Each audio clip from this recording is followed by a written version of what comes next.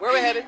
We're going to Camp Porcelain Peak. Oh, yeah? Planning on smoking a little dope, having a little premarital sex, and getting slaughtered?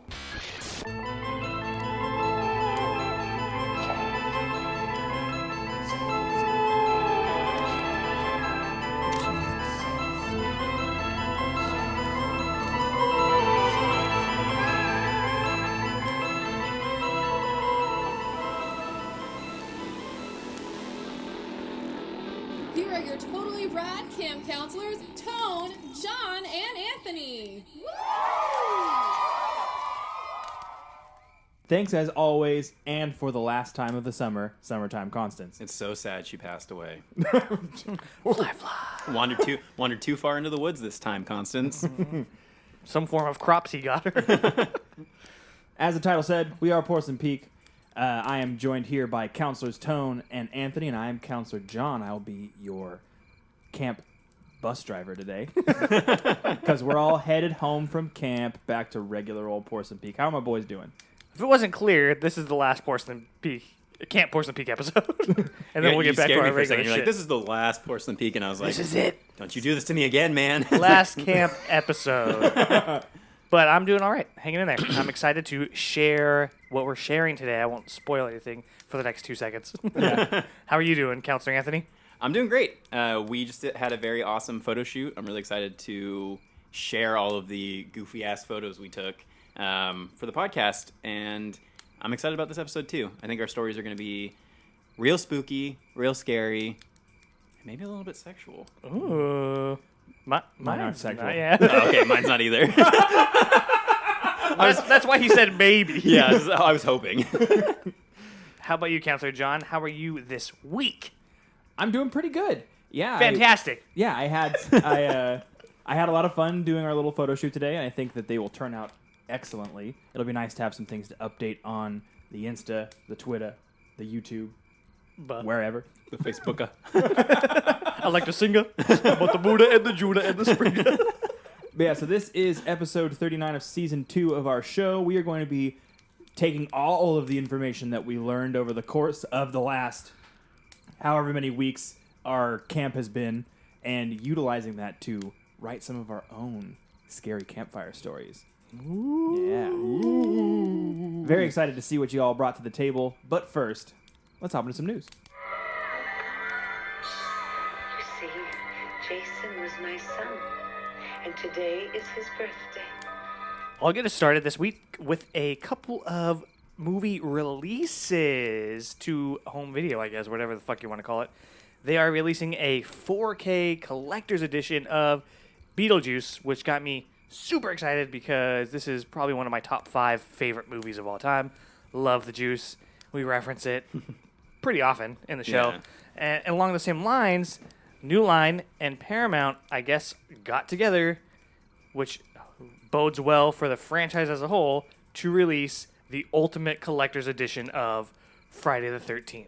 It's everything. The original run, Freddy vs. Jason, the remake, it has it all. It's massive. It's rad. And one of our counselors actually bought it. When I first saw this, I thought, okay, I need to have this, but it wasn't like I'm going to buy this right away. And then so many people were posting about it on the Instagram and Twitter and everything. People were so stoked. I was like, I got to have this thing. Plus, I have all the Halloween movies. So I'm like, okay, I think I'm going to make it my mission now to make sure I get all the Nightmare movies, all the Friday movies, all the Halloween movies. And I couldn't pass up all the cool artwork and the posters and everything in this box set. And I mean, I think I'm just going to use it mostly for decoration since we just watched all those movies. But it'll be fun to be able to pop them in just right out of the box. Yeah, taking a little bit of a cue from friend of the podcast, Richard from Radio Nasties, being a film completionist. I think it's funny, too, that it seems like a lot of the stuff that we cover on this show, almost like a week later, 2 weeks later, ends up being news of some kind. Like right after we talked about Sleepaway Camp and the burning and all that stuff came back onto Shudder. It seems like, I mean, it makes sense. Our theme is summer themed, so the things we're talking about are probably on everyone's minds right now, especially Friday the 13th. The simulation is really paying attention to us. Yeah, like super focused in on what we're doing. So if you haven't checked out those packs, I would definitely recommend looking at those.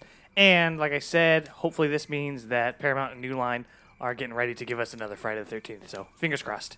All right, John, what did you got this week? What did you got this week? What did you get it done got it this week, man? Well, I done get it got. You make me angry. Make my eyes. Right. My eyes rain. Oh, Simple Jack. So, I have some news about a apparent sequel to Bird Box that's coming to Netflix. Yeah, I didn't watch Bird Box. I have heard very mixed, middling reviews about it. At some point in time, I'll probably check it out when I don't have anything else to watch, which will be never. But apparently it is getting a sequel. Enough, I know that it became a meme for like 3 months after the movie came out. It was the same kind of meme as the Tide Pod challenge, where it's just like, if you're idiot enough to put on a blindfold and try to drive your car around the neighborhood, then you deserve To crash? to crash. Yeah.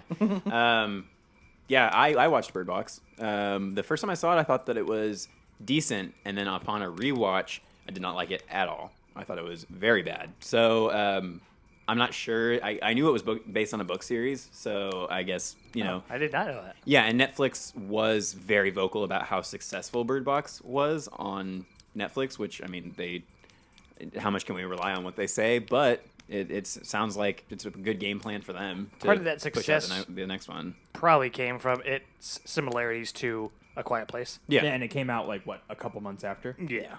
Definitely riding the coattails on that one. But yeah, so if you liked Bird Box, I don't know when it would be coming, but apparently it is in some form of development, and the title would be called Mallory. Makes sense. Totally.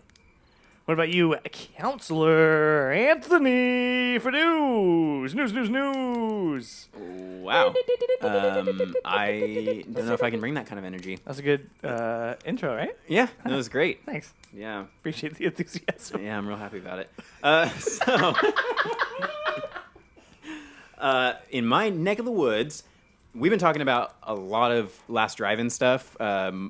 Probably all of us at this point have seen at least a couple episodes of The Last Drive-In. I can consider us part of the Mutant Fam. And a lot of people are excited because we were saying that we thought that Season 3 probably wouldn't come out for probably about another year, and it sounds like that's about what we're looking at. But in the meantime, we are going to be getting an August summer special from Joe Bob, which the specials are always great, the Christmas and the Halloween ones. It'll be really neat to see what he brings to the table for a summer special. I would assume it's probably going to be some camp slashers, maybe. I know they've been talking about trying to get The Burning, so that could be something that happens in that summer special. It's on Shudder now, so Yeah. they've got the licensing rights. Weren't the specials how this series actually started? Yeah, because they kind of were testing the waters with those little marathon specials before they gave him a whole show, and they were so successful with the people that love his work that they gave him the whole show. So at this point, it looks like the special is coming out August 14th,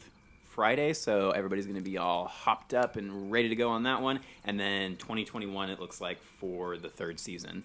Outside of that, also in TV news, something that I wanted to talk about just because I think it sounds hilarious is that Ozzy Osbourne and his family are going to have a Travel Channel show called The Osbournes Want to Believe. Now, I know Travel Channel is a little hit or miss. We talked about England having a show on Travel Channel. Which was all right. It was all right.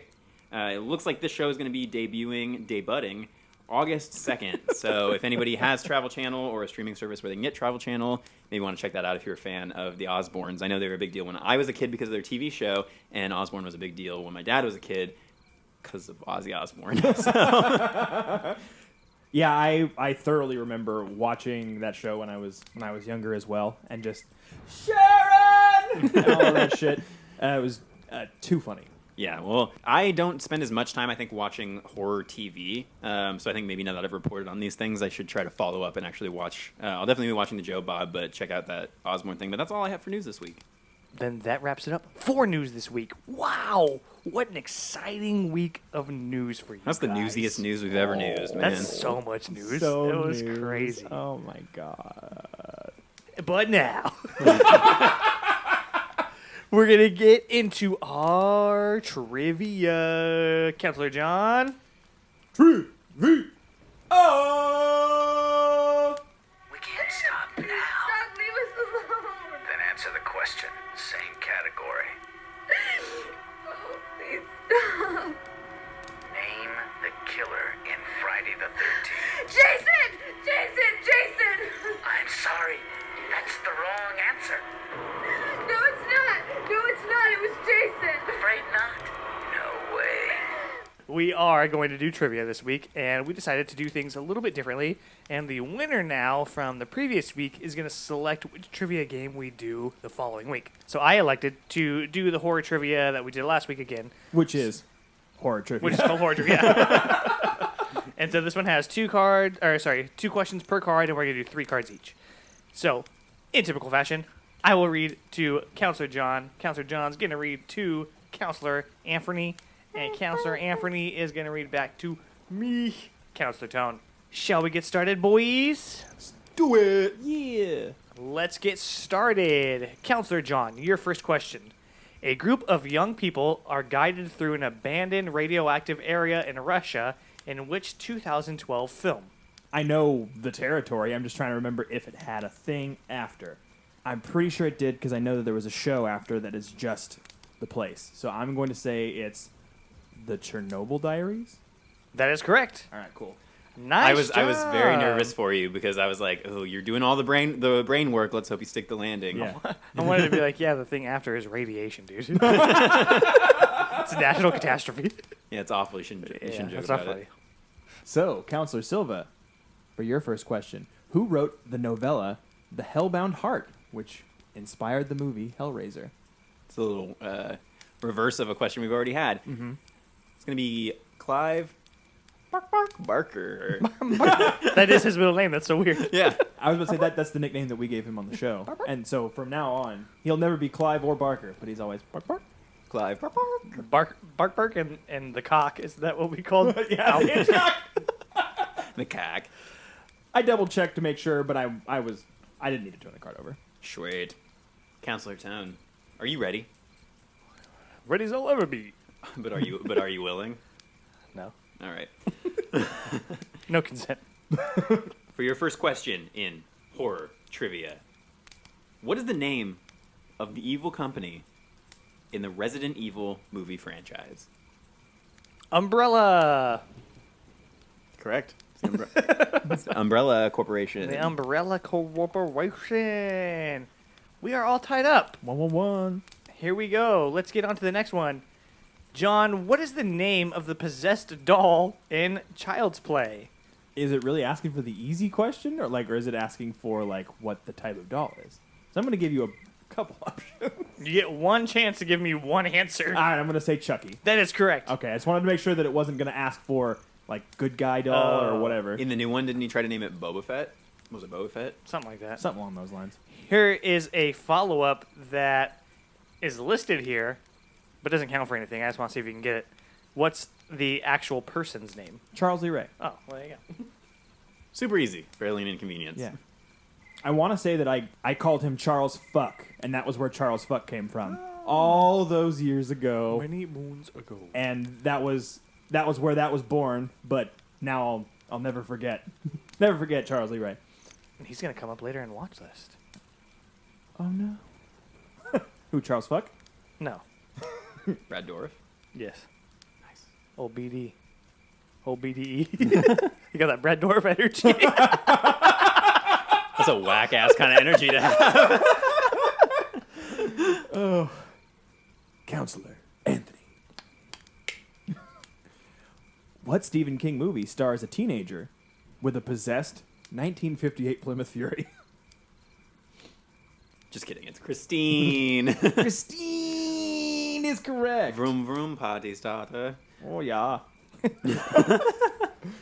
Counselor Tone, Yes, I'm here. you're going to like this question. Dude, that shit last week, though. Counselor Anthony. Yeah. Oh, I wasn't expecting Dude, a Anthony, response. I was fucking dying. I was like, that's so fucking funny. Yeah, Like, I was and editing. it's the simplest thing.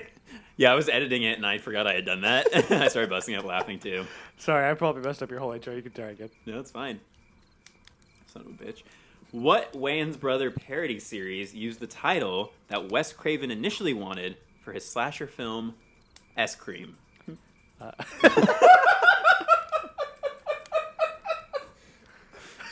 That sounds like it's like the Espanol version. Escree? You might have to edit that out. Nah, that's gotta stay, dude. It's gonna be a scary movie. S cream, S sugar.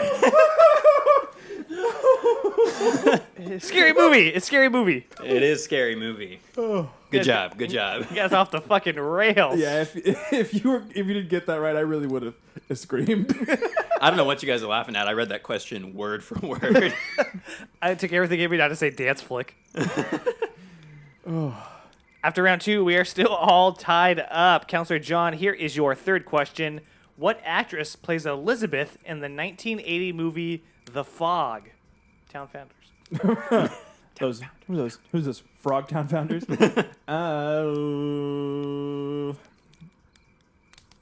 that going to be Jamie Lee Curtis?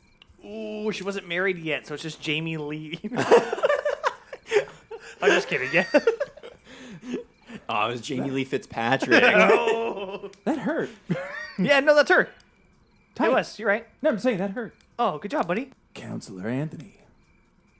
Who hosted? Oh, yeah, it's this one. Yeah. Who hosted the original Twilight Zone TV series? Rod Serling.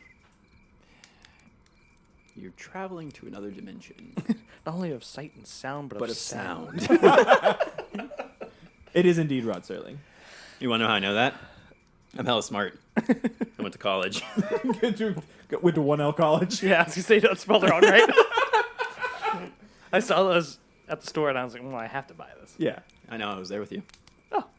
I think we went to get those. Yeah. Someone told me about it, and I was like, yeah, I have to go to Target. Yeah, we were like, there's got to be in the apartment.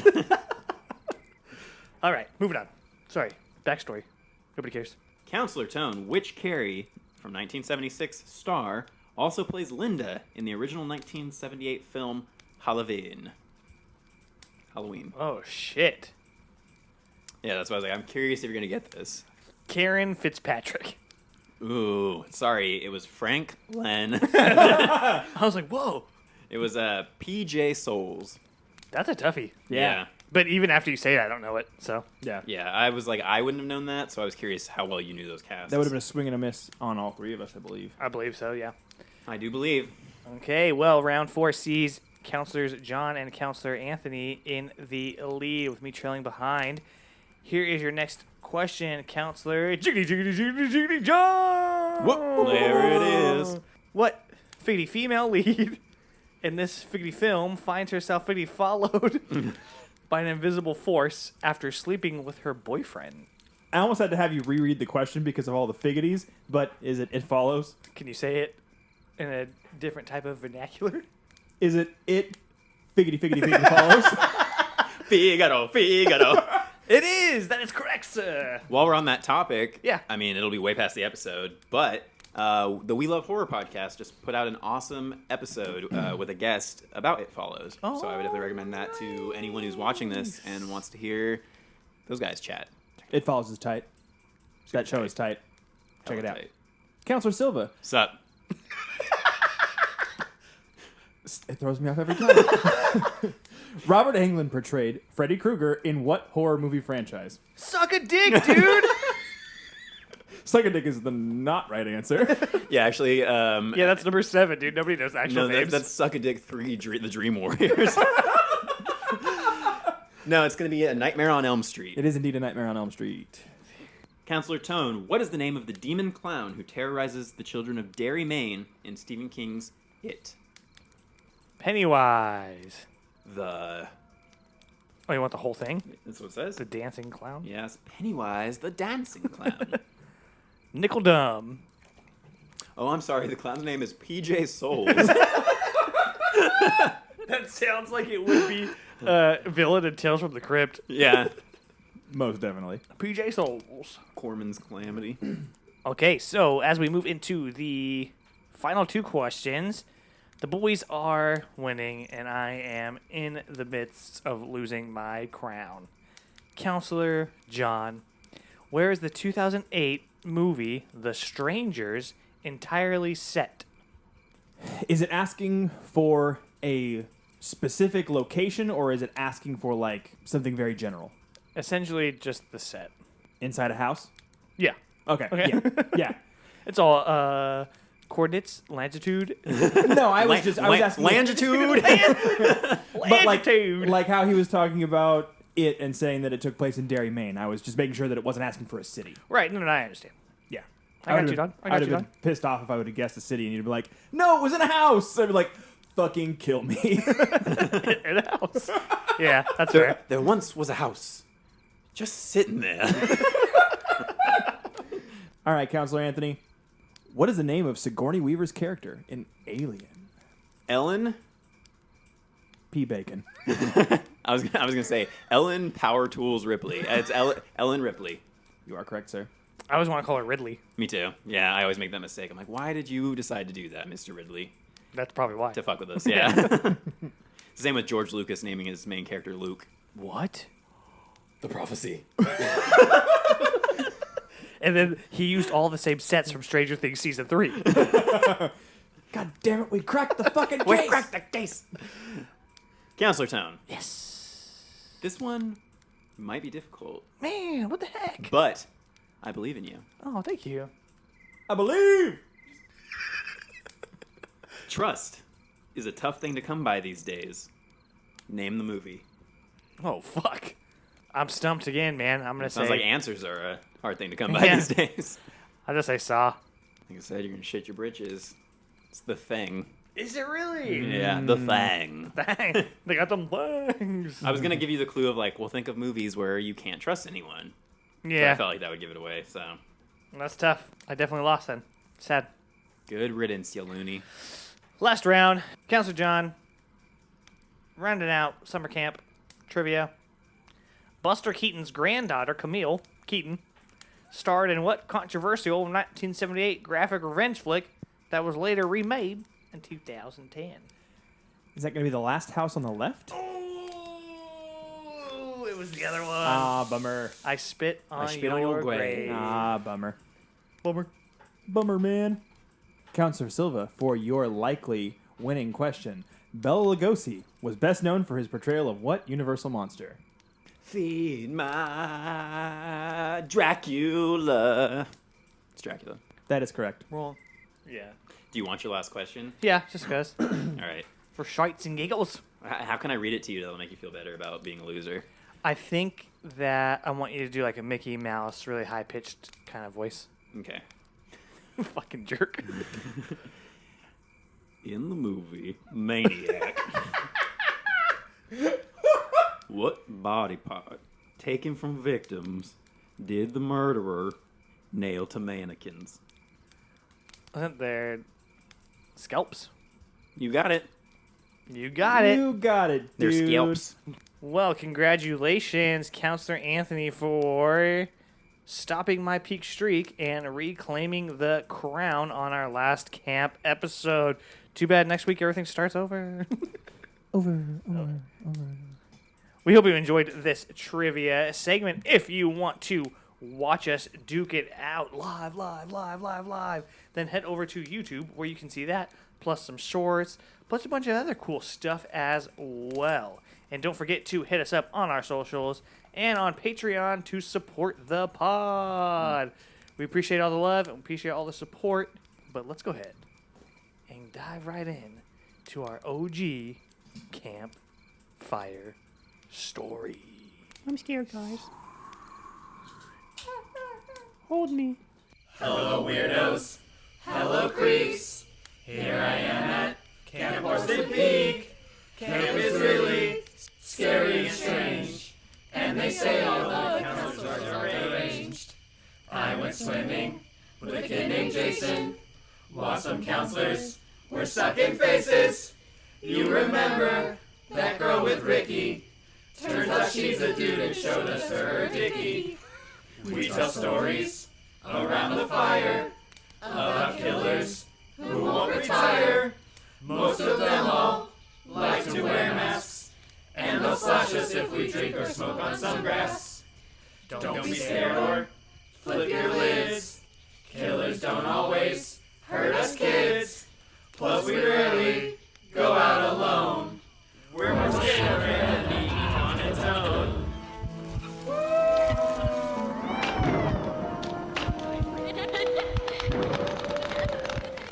So, as we previously stated at the very beginning of this episode, we are going to be taking some of our learned skills over the course of this entire camp and funnel those in to our own personally written campfire stories. So we're going to kick it over to Counselor Tone to get us kicked off and started.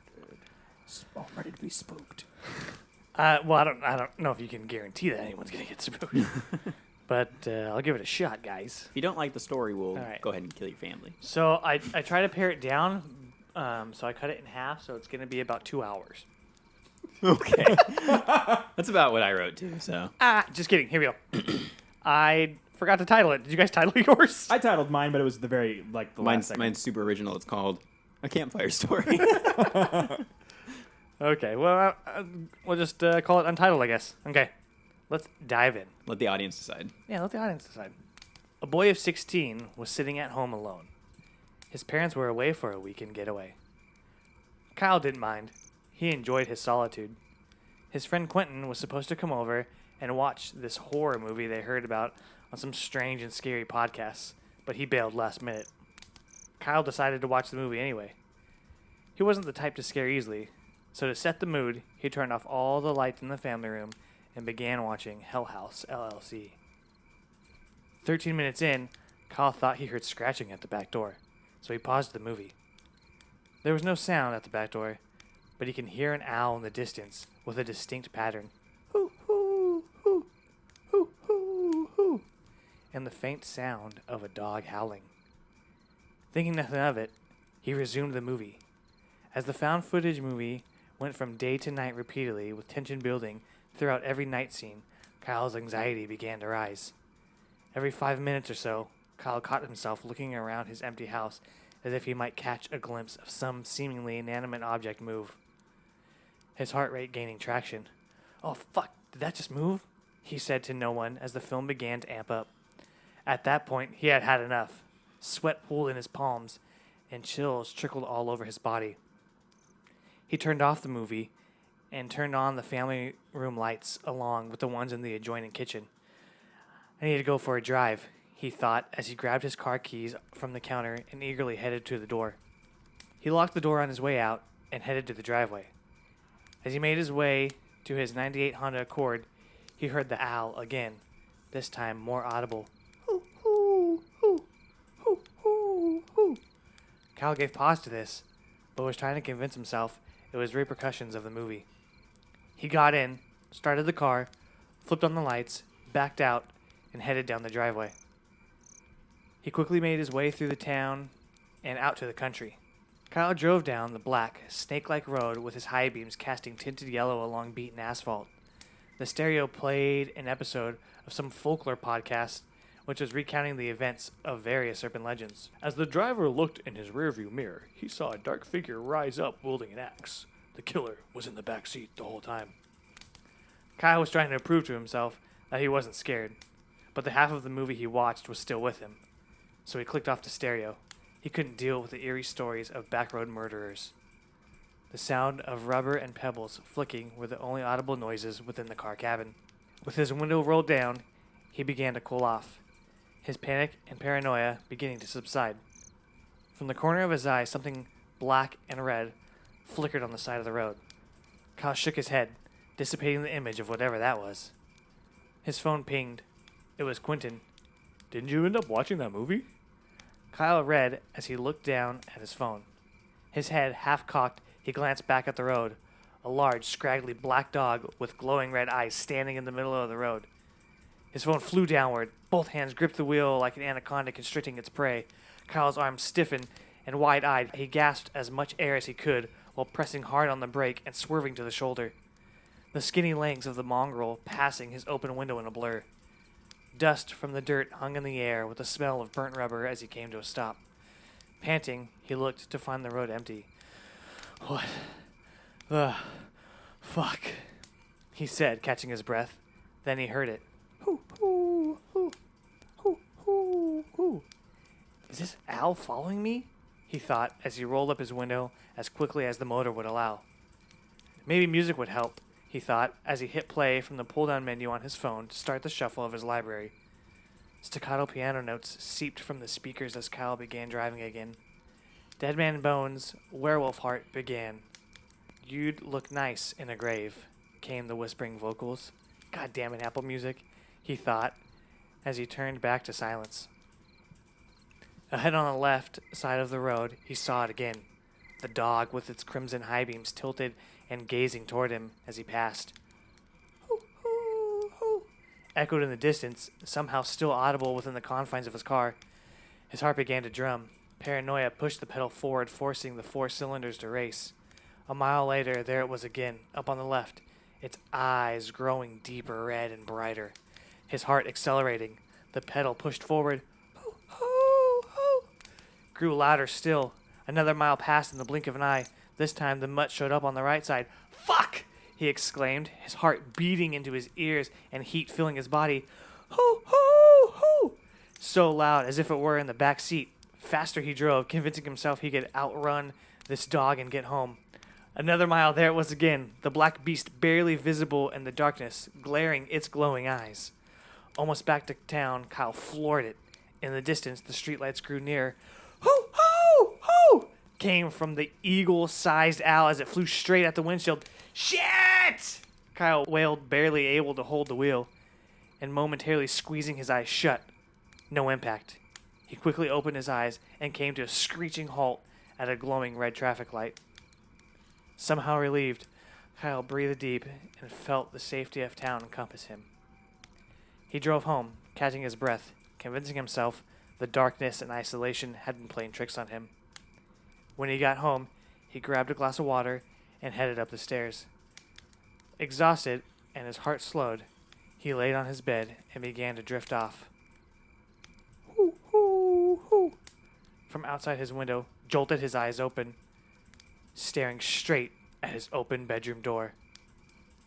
Hoo, hoo, hoo. From the darkness of the doorway, 2 piercing red eyes appeared, and the beast began to snarl as it made its final move. The end. That was pretty creepy. That was magic, man. Yeah, and like the very descriptive. Like I loved the writing style. That's why I was saying I was so excited about hearing what you guys wrote, because I feel like we're all decent writers, and you obviously have a degree in books. So I was wondering if you were going to say books. Thank you. you. Well, thanks. Yeah, I thought it was creepy. I was sitting there like zoning in on my headphones. Like, I also liked that you used little.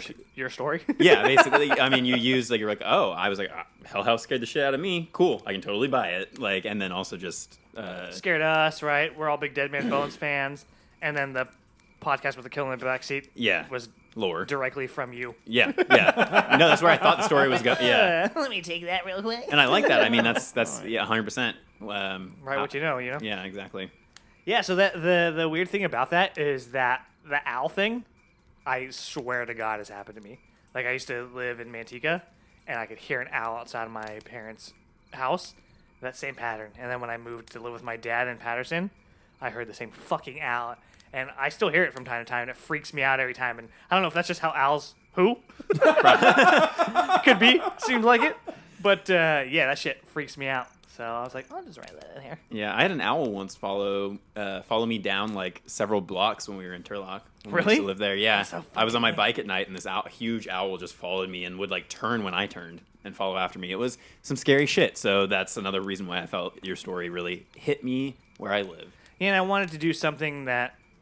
I mean, I wanted to have like some kind of moral, because I feel like that's what camp stories usually do. Yeah. But it just didn't work out. But I wanted to have it at least be someone younger, like who might be at a camp or kind of scare kids or something like that. You know what I mean? Yeah, for sure. It's funny. I also have a weird owl story. Not the one that I wrote here, but it's just a regular weird owl story. I was gonna say I didn't get that memo. Fuck. There was an owl in the tree. But yeah, so I used to work. Hold on, ready? Weird Al Yankovic. You got me done. Yeah. But yeah, so Children. So I was working like a weird like swing grave hybrid for a produce company for a long time, and I was driving this old beat up pickup truck, and so I was parked out in the parking lot, and I went out to go like start up my truck to leave for work at like 2:00 in the morning, and all of a sudden, like, I open the door, and then I hear from the other side of the truck just, hoo, hoo, and then slam. And then one of the back windows shattered. Oh, my God. And so I walked around like, what the fuck just happened? And it was a fucking big-ass dirt clod, like a super solid dirt clod that had just, like, hit, broken the window, and then scattered into pieces. So the owl, like, bombed your car? Basically, yeah. So take this, you pick up bitch. Yeah, I had... and Drive on forward, bitch. So I've tried to look into it because I have no fucking idea why it would do that. But apparently sometimes they'll pick things up thinking that they're like small rodents and stuff. Yeah. Like if it's the type of owl that's like hunting for meat and stuff. So maybe at the produce company he frequently found rats, which is kind of gross. And then thought he grabbed something, ended up being dirt, so just happened to drop it right at your car. Yeah. Fuck. Fucking most bizarre happenstance ever. That would terrify me. Like, that sounds really scary. And a nice little bonus spooky story for this episode. Yeah, I had to drive around with that back window duct taped for like And that's the real scary story. like several months. All Hey, right, John. let's hear what you came up with, man. Yeah, I'm excited. Yeah, so the very end of your story gives a beautiful segue into mine, which is titled The Beast. The year is 1974. In a dark forest outside of town, 3 boys sat around a small campfire. They made Frito pies and s'mores in order to celebrate their first night of their solo, parent-free camping trip. As their bellies filled with canned beans and sugar, they began to tell spooky tales around the fire. George, the eldest of the group at 14, began to spin a yarn to Jim and Miguel about a creature of the night that feasts on children called the Beast. He's got big black eyes, long sharp fangs and claws, and he's at least 8 feet tall. He's covered from head to toe in fur and likes to snatch up young campers one by one as a late-night snack, George snarled, pantomiming claws over the top of his head. His 2 13-year-old counterparts looked quite frightened, especially Jim. He was the youngest on the trip and didn't have any friends to speak of, so when George and Miguel invited him to come on the camping trip with them, he couldn't have been more excited. He kept his eyes intently on George as he finished his story. Some say that he comes to hunt in these very woods. Bang! The cacophonous sound of a string of firecrackers blasts behind Jim. Jim screams in terror as George and Miguel fall out with laughter. Miguel puts his hand on Jim's trembling shoulder. Relax, Jimmy. They were only firecrackers. It was just a joke. Jim takes a sigh of relief as the 3 settle into their tents for the night. After such a startle, it takes Jim quite a while to drift off, but eventually he succumbs to the warmth of his sleeping bag and falls into a deep slumber. As day breaks, he's awoken by the shouting of George. Jim, come quick, it's Miguel! Jim quickly springs from his tent to see that Miguel's tent has been ransacked, with monstrous animal prints leading away from his tent and into the forest. George yells, "We have to find him! If we don't, his mom is going to kill me, then my mom is going to bring me back to kill me again." They grab their flashlights, pocket knives, and whatever food and water they can fit into their knapsacks and start following the tracks. They search all through the day, only taking short breaks for food and water. Eventually, the trail runs cold, and the sun begins to set, prompting the boys to turn around and head back to camp. "We have to keep a lookout for him," George said. "It might have been the Beast, and he could be coming to get us too. You get some rest, and I'll take first watch." After such a long day of hiking and searching, Jim couldn't have fought sleep if he tried. He drifted off into a hard slumber, only being awoken by a loud, blood-curdling scream from the distance. He grabbed his satchel and burst open the flap of his tent. It was still dark out, but a quick look around the campsite found fresh prints and no George. Jim turned on his flashlight and began to run after the tracks and into the forest. He ran as fast as he could, but all of a sudden the tracks stopped. He looked ahead, shining his flashlight into the trees. No Miguel, no George. He kept moving, looking for broken twigs and branches, and made his way to a small clearing. At the edge of the clearing, he broke back into the tree line when a sudden massive shadowy figure stood before him. It growled and lunged forward. Jim screamed and began to run the other way when he heard the familiar sound of the 2 boys laughing at his expense. Miguel hopped off of George's shoulders as the 2 boys pointed and continued to laugh. "You should have seen your stupid face. Do you honestly think that we would really be friends with a weirdo like you?" Jim looked shocked, but the look quickly gave way to an angry scowl. "You really shouldn't have done that. All I've ever wanted was a friend, but this is how it always ends, isn't it?" Jim growled. The 2 boys looked back at him perplexed. George went to retort, but was cut short of his thought by fear. Jim's eyes rolled black as his skin began to tear and his bones began to crack and stretch. His shadow elongated through the night air, and his fingertips grew to sharp points. Fur began to cover his arms and legs, and massive fangs pushed their way out of his gum line. The boys let out an awful shriek in terror as Jim said, "Oh well, the beast was getting hungry anyway." I feel like we had similar endings. How weird is that? That's very strange. I am really happy because neither of you went even remotely in the same direction I did. I was afraid when you first started yours that you did. That was awesome. Again, every time we do these, I'm always thinking about it when we're playing D&D, but you guys are really good writers, and I'm always impressed with your work. And that was did not go where I was expecting, but I was really happy. It ended up being kind of a Goosebumps little twist. Mm-hmm. It felt very much like it could be a Goosebumps story, which I appreciated. So I definitely took influences directly from some of the things we've been talking about. Are You Afraid of the Dark? A little bit of having it be young kids, for sure. And that's kind of where I thought you were going with it too. I thought it was going to be this camp story within a story, right? Mm-hmm. And then I thought the beast was real. I was not expecting that little twist at the end until he was like, "Oh, you should have done that." Yeah. "Oh, you should have done that. You're just a boy." Shouldn't have done that. He's just a boy. But so the twist isn't out of nowhere and like, wait, what the fuck? That doesn't make any sense. I think that you laid the groundwork enough that it plays out well. Mm-hmm. Yeah, it was a lot of fun to write, and I definitely picked up other influences from different territories. One of them specifically a movie that I watched recently and I talked about on my watch list, Creep. The playing of the pranks, and then obviously the thought of what the beast actually is definitely took what's the influences. Peach Fuzz. Peach Fuzz, yeah. Love it. Good job. This has been fun. I'm glad to be off the chopping block, though, because I feel like reading is fucking always terrifying. Oh, yeah, for sure.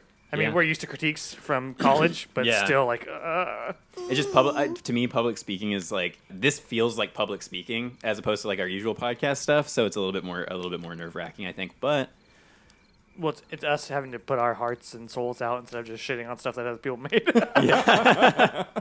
Very true. Into the world. So if somebody wants to make a podcast where they critique our podcast and our stories, they're more than welcome to. Call us at 555. 4-4.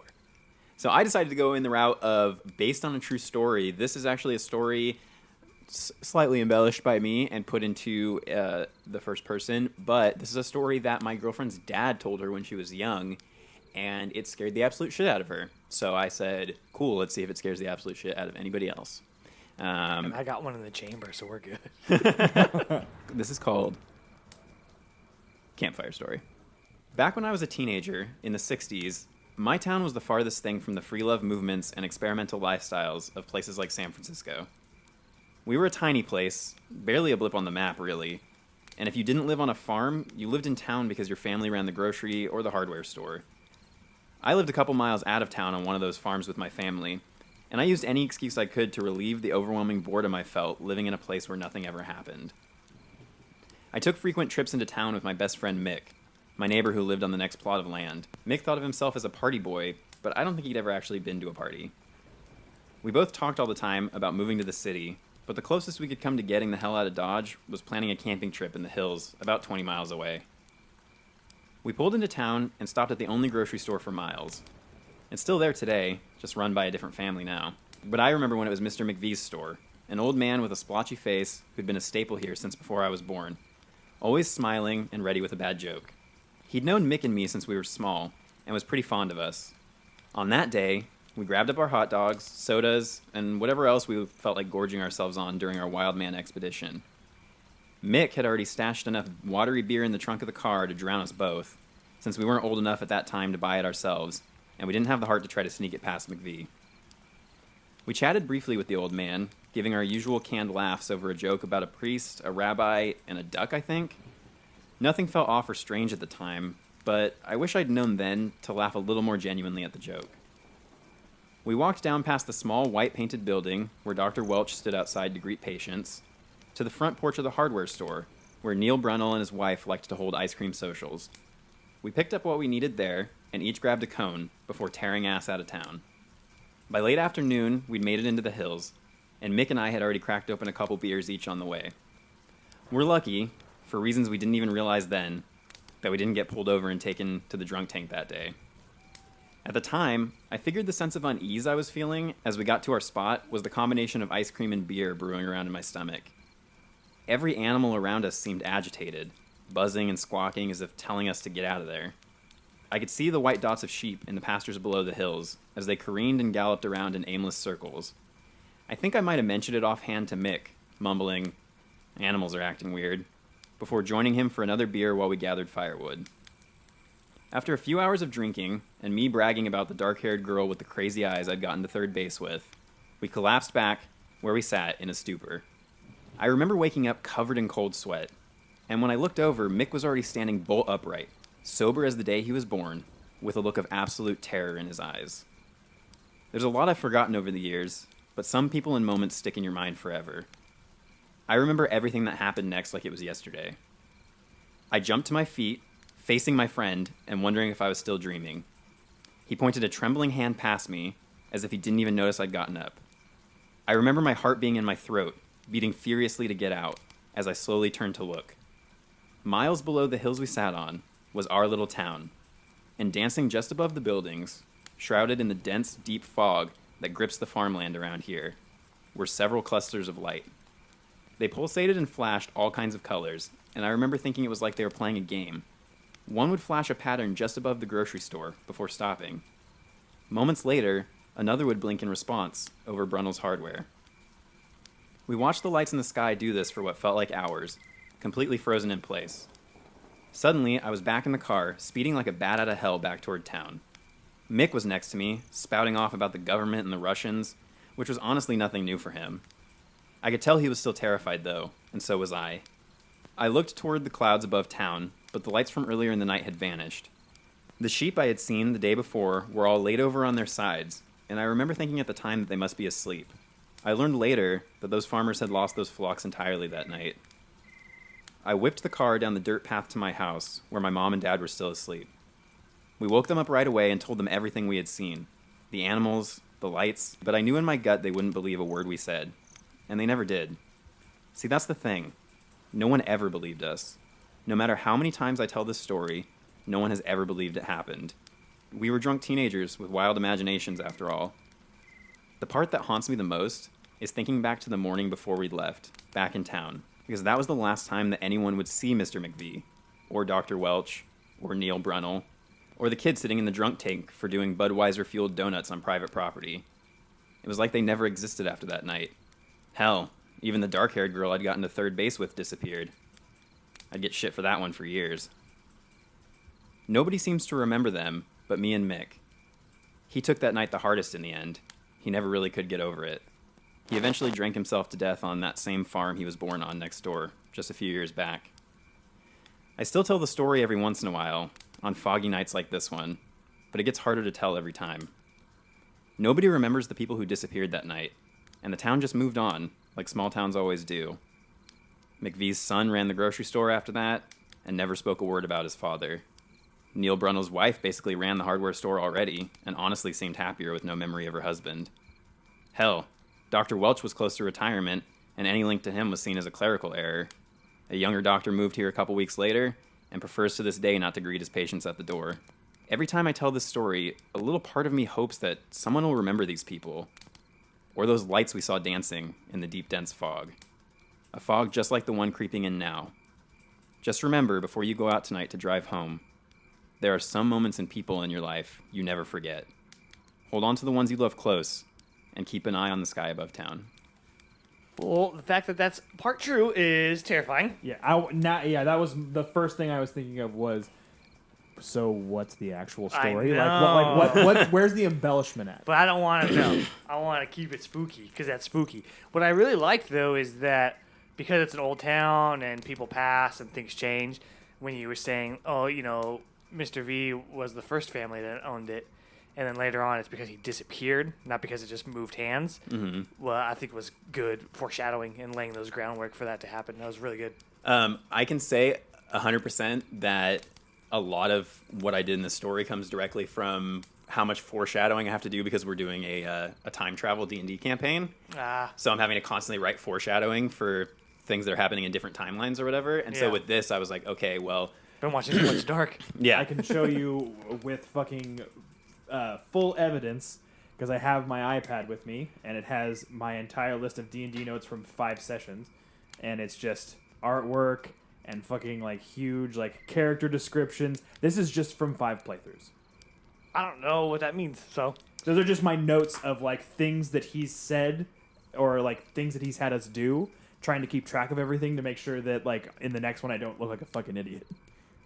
Yeah, I appreciate it. But the thing that I was trying to do in this story was the story that I was told was pretty freaky, and it did take place. I mean, it was her father when he was young, so I just set it in a time period where I felt like a small farm town, and I was imagining it taking place like in Gustine or something, you know, where back then it would have basically been nothing.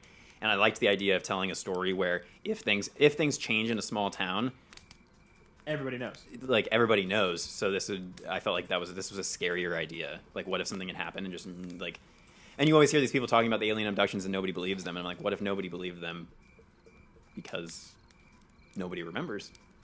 And to me, that is pretty frightening. And yeah, I tried to do as much of the little like foreshadowing and stuff and setup. So I had a lot of fun writing it. It was. Yeah, I'm glad that we all went the kids route. I think that worked out. I don't know if it's just because it's spookier when you hear it. Yeah, it's spookier. And I wanted to make it more of a campfire story with mine by tying it into like just like a night just like tonight, you know, sort of thing at the end. I like the call to action at the end too. Check the skies, nerd. Check the skies, yeah, because you never know if it could happen again. And I'm really glad that while we had like a tiny wrinkle that was similar in ours, all of them seemed relatively different, especially in writing style.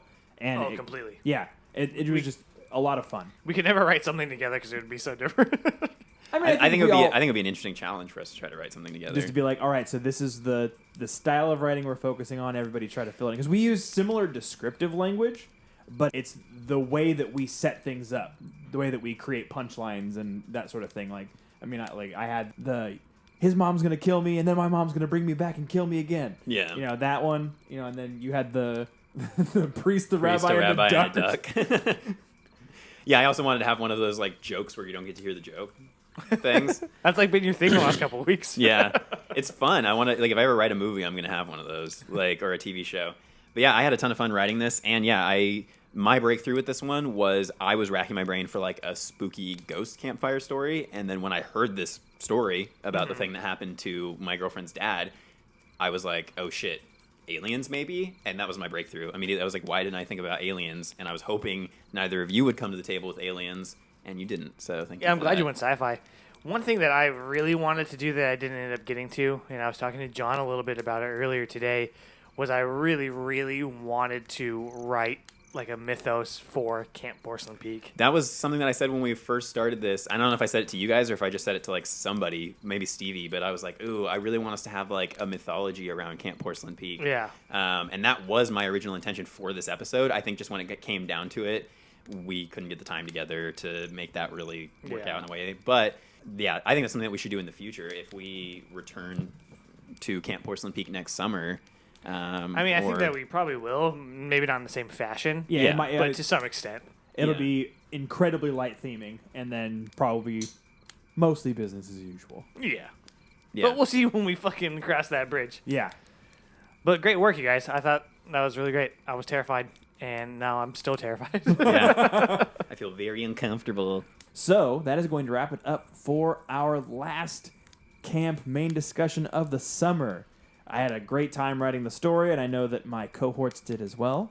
But now let's hop into our watch list. Look what I did. I packed you and your cousin some goodies for the ride up to camp. Wasn't that nice of me? Any chips? Why, of course. I believe there's a whole bag. I have a couple of quickies. First one, Stuckman. I don't know if you ever watched those YouTube reviews, listeners, but I know you two assholes have. He just crazily released a review for Train to Busan, which I was like, wait, you never seen that shit? What? So better late than never. Yeah, so he never got around to it, and he was, I think, nervous because it was kind of hyped up, and then he enjoyed it. I won't tell you what letter he gives it, but I was like, oh, fuck yeah, I'm watching this immediately. Is it a B for Busan? I'm not gonna tell you. Yeah, I almost want to be like, hey, let's gather on the TV and watch that All right. when we're done recording. Yeah, I'm down to watch it again. I do have a video I want to show you guys also, so let's do that. Tight. And none of you listeners are invited.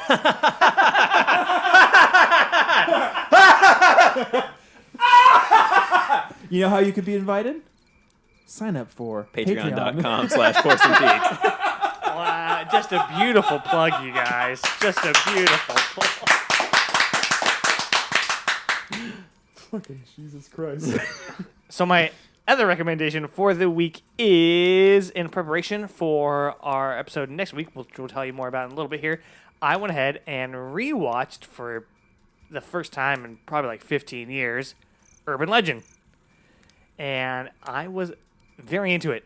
And it played in with what we've been doing with these camp stories and with the internet camp stories we did last month.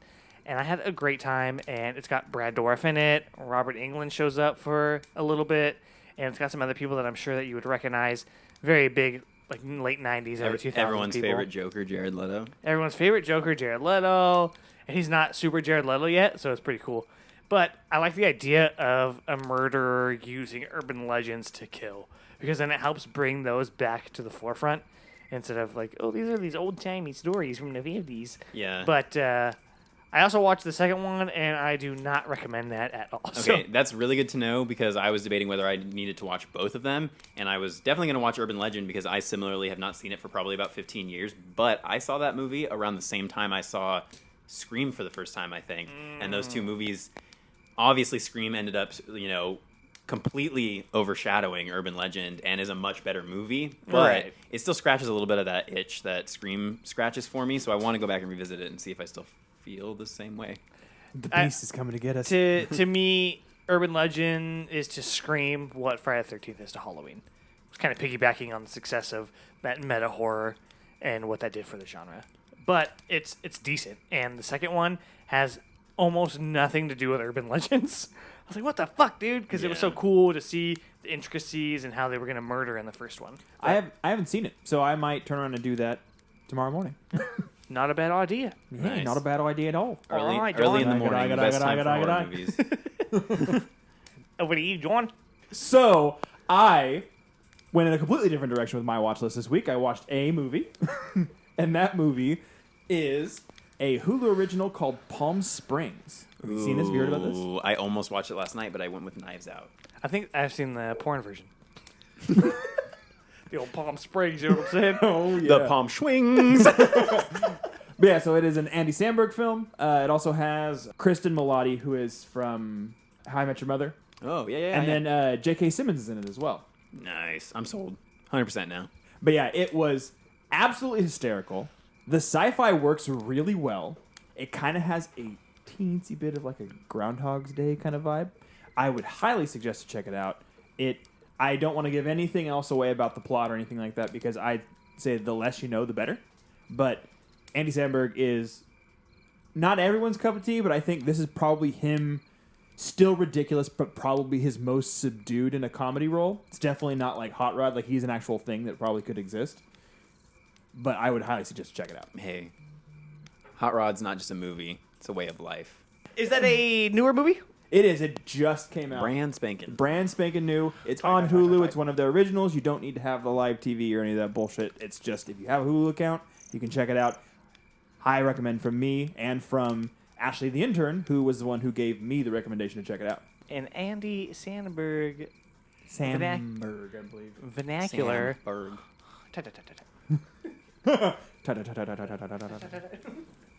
What about you, Counselor Anthony? This week on your watch list, what's on the docket? On my watch list, I have 3 movies connected very loosely by the theme of losing your goddamn mind. The first movie is one that has had a lot of hype around it, and I'm very happy to say that I thoroughly fucking enjoyed this movie. It is Relic, the movie that just came out like last week. Yeah. I ended up renting it for I think like $5 or something. Totally worth it.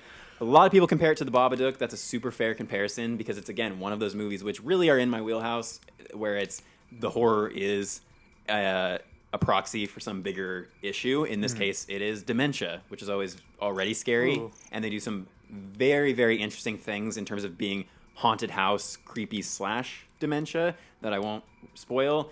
But definitely check it out.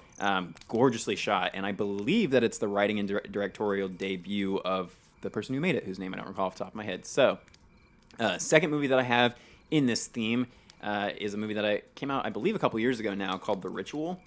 Have you guys checked this out? I have not seen it, but it's popped up on my radar quite a few times. That sounds familiar. What is... Netflix. The Ritual... The dudes in the woods? Yes. And there's like there might be a thing. Yeah. I was like, are you just going to spoil the movie now? Yeah. So this one is a few friends 6 months after their friend is brutally knifed down in a gas station robbery. They end up going to Sweden to do like a backpacking trip and pay respects to him. And of course, they end up being lost in the woods. And I would call this movie a blend of Blair Witch, if Blair Witch was shot very well, mixed with a little bit of Midsummer. Obviously not like the extremes of Midsummer, but there are... Yeah. I absolutely love this movie. I think it is wonderfully written. It's pretty funny. These guys feel like real people, and the main character is played by Rafe Spall, who I always recognize from the White Christmas episode of Black Mirror, which happens to be my favorite. He's the guy who's in the cabin with John Hamm, and they're chatting back and forth the whole episode. He's great in the movie. The whole cast is wonderful. And save for maybe a bit too much showing, not telling sort of thing in the end of the movie, I would say overall it's a really good experience. And the last one I have in the theme of losing your goddamn mind is a movie that also just came out recently called... Can we say it like that anytime we have to say goddamn mind? Yeah, he's losing his goddamn mind. Goddamn mind. This movie is called One Bedroom, or 1BR, if you see it on streaming, which I guess is an issue in England because they don't refer to those kind of places as 1BR. So in, I believe, the UK, they had to retitle it Apartment 1BR. But this one is, if you've seen The Invitation, it's very much The Invitation. I have not seen The Invitation. Would make a great double feature. It's not exactly the same thing. I don't think it's written or made quite as well, but it does do some pretty cool stuff in terms of camera and story, and did surprise me. It has a pretty huge twist about midway through, and then turns into kind of like a deconstruction of maybe like a cult type thing. It's very interesting. Would you recommend watching The Invitation first or before? I would recommend, because I still think The Invitation is a much better movie than this, I would say watch The Invitation first so you get the purest experience of The Invitation. Okay. And then because I don't want this movie to make you think, oh, The Invitation is like the same thing. Because there are points that are remarkably similar in this movie to The Invitation. Yeah. So I would say watch The Invitation first, enjoy the hell out of it because it's a great movie. Then check this out because it's also a very well-made movie, pretty spooky in some points and hard to watch. But I would say in terms of enjoyability for this week for that watch list, Relic up top, then The Ritual, then this. But I wanted to have them together in this little theme of losing your goddamn mind. So Damn mind! Thank you for bringing that to the table. Yeah, of course. I really racked my brain with how to tie this watch list together, and I think I'm going to try to bring themes every week now. I think I'm going to try to tie my watch lists together that way. So, cool. But that's all I got for this week. Sounds like you're losing your goddamn mind. Goddamn mind! Need to curve you! Johnny Girls, fucked up. That's going to wrap it up for the final episode of Camp Porcelain Peak. Play the small violin. Play me out. You don't got to go home, but you can't stay here. And so you got to head home back to your regular old Porcelain Peak. Get ready for those segment heads because they're going to be jarring. Yeah. Gonna be a whole different show. Bigger, longer, uncut, but probably still around an hour long. Still pretty much cut. Yeah, definitely. But next week, we are going to be having another guest on. So stoked. And it's going to be Courtney from Spoil Everything is going to be on our show. We're going to be talking about meta horror in general. Yeah, we're super excited about this. For those of you who don't know the Spoil Everything podcast and want to check them out, they watch the first and last episodes of a show. I'm sure Courtney will go way more in depth on this, but I just wanted to give them a little plug here to check them out. Yeah, and I'm super excited. She seems like she is really gung-ho about this topic, and I love when we do our big discussion episodes. So very excited to have her on. So along those lines, if you want to check out some movies that have this meta theme, obviously Scream is probably going to be one of the best examples. Some other ones, as mentioned, Urban Legend would be a good one. Cabin in the Woods. Cabin in the Woods. Oh, yeah, definitely. New Nightmare. A New Nightmare. I Know What You Did Last Summer. Basically anything Kevin Williamson did. Jason Lives. Jason Lives, right, which we talked about earlier in camp. But we're not going to go into the specifics of these movies exactly like we sometimes do when we talk about films. We're focusing mostly on the idea of meta horror. Because what we like about it, what works and what doesn't, and good examples and poor examples. Well, and I think this is really interesting that we ended up landing on this topic because we had a huge discussion during Room of the World about when meta humor works and when it doesn't. So I think it'll be really fun for us to dissect that and figure out what in these movies works about the meta horror and what doesn't, and when it's just a lazy way to cover up bad writing. Oh, totally. Yeah. So if there's other meta movies that you think that we should check out in preparation for this, then please let us know. All right, campers. That is it for Camp Porcelain Peak. Goodbye, weirdos. Goodbye, creeps. I have been Counselor Anthony. I've been Counselor John. I've not been Counselor Anthony. God! You fucked I'm it losing up, my man. goddamn. Goodbye, weirdos. Goodbye, creeps. I have been Counselor Tone, and I fucked it up the last time I had to say it. I've been Counselor John. And I've been Camp Counselor, Internet Darling, and your one true alien overlord, Anthony. And I'm sad to see you all go. We will see you next week as we resume just the regular, amazing Porcelain Peak. One last time, John. Thanks for listening. Keep it campy. And keep it creepy. We're back, bitches. Oh, shit.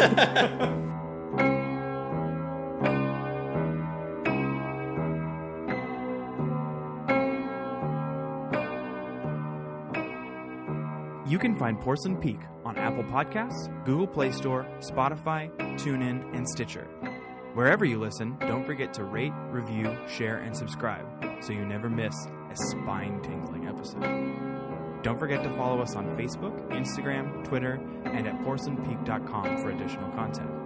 Special thanks to Randy Greer for composing the Porcelain Peak intro music and to Anthony Silva for designing the Porcelain Peak logo. All episodes and additional content is hosted, written, produced, designed, and edited by the Porcelain Peak team, consisting of Anthony Perez, John Brasher, and Anthony Silva.